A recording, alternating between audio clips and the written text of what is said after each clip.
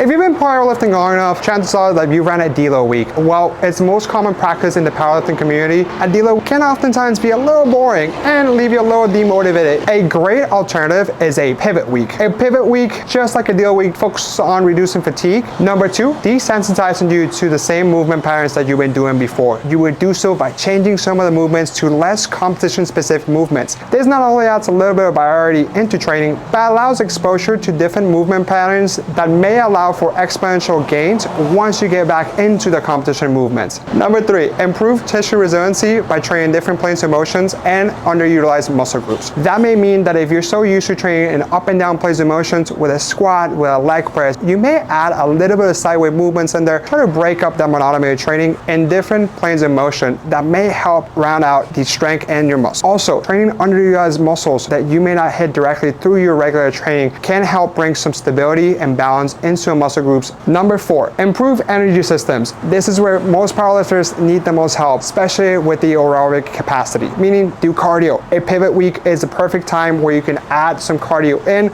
without necessarily sacrificing any of the gains you would have. Number five, just like a deload, one of the main goals is to maintain strength throughout it. That means that you are still pushing enough where you're still getting some stimulus and not go back in your strength training. If you need more help figuring out how to incorporate this into your training, hit us up at SoCalPowerlifting.net.